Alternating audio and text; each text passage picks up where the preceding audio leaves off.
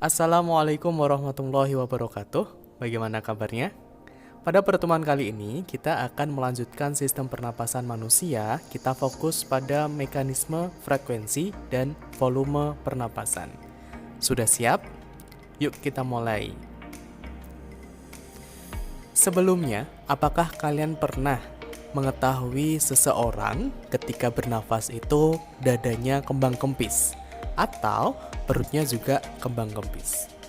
Itu merupakan mekanisme pernapasan. Mekanismenya seperti ini. Saat inspirasi, diafragma dan otot dada berkontraksi, volume rongga dada membesar, paru-paru mengembang, dan udara masuk ke paru-paru.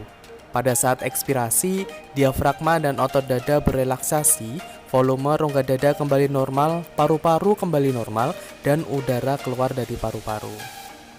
Nah, frekuensi pernapasan manusia. Ada beberapa faktor yang mempengaruhi frekuensi pernapasan manusia.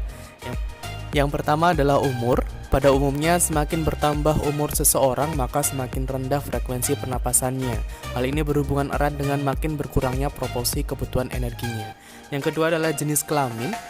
Pada umumnya, laki-laki lebih banyak bergerak. Kebutuhan oksigen dan produksi CO2 pada laki-laki juga lebih tinggi. Hal ini menunjukkan bahwa proses metabolisme pada laki-laki jauh lebih tinggi daripada perempuan. Yang berikutnya adalah suhu tubuh. Semakin tinggi suhu tubuh, maka semakin cepat frekuensi pernapasannya. Hal ini terjadi karena adanya peningkatan proses metabolisme di dalam tubuh. Yang berikutnya adalah aktivitas tubuh. Orang yang melakukan aktivitas memerlukan lebih banyak energi dibandingkan dengan orang yang tidak melakukan aktivitas. Yang berikutnya adalah posisi tubuh. Sangat berpengaruh terhadap frekuensi pernapasan. Hal ini berkaitan dengan beban yang harus ditanggung oleh organ tubuh lain ketika posisinya berbeda-beda. Yang berikutnya adalah volume pernapasan manusia. Volume pernapasan manusia terdiri dari volume tidal, yaitu bernafas seperti biasa, volumenya sekitar 500 ml.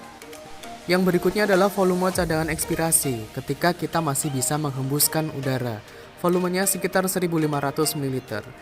Yang berikutnya adalah volume cadangan inspirasi, ketika kita masih bisa menarik nafas, volumenya sekitar 1500 ml. Volume pernapasan manusia berikutnya adalah volume residu, sisa udara setelah ekspirasi maksimal, sekitar 1000 ml. Yang berikutnya adalah kapasitas vital, yaitu total volume tidal plus volume cadangan eksternal dan volume cadangan internal, sekitar 3500 ml. Yang terakhir adalah kapasitas total, yaitu udara yang dapat ditampung maksimal oleh paru-paru sekitar 4500 ml. Oke, kita tarik sebuah garis besar dari mekanisme, frekuensi, dan volume pernapasan manusia. Yang pertama, mekanisme pernapasan manusia itu ada dua macam, yaitu pernapasan dada dan juga pernapasan perut. Untuk frekuensi pernapasan manusia, ada 5 faktor yang mempengaruhi: umur, jenis kelamin, suhu tubuh, aktivitas tubuh, dan posisi tubuh.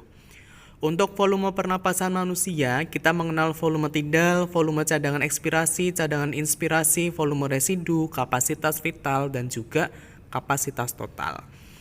Baik, saya rasa cukup. Saya harap kalian sudah bisa memahaminya. Tetap patuhi protokol kesehatan, pakai masker, cuci tangan, dan jaga jarak. Alhamdulillahi jazakumullah khairah. Moga-moga Allah paring manfaat dan barokah. Wassalamualaikum warahmatullahi wabarakatuh.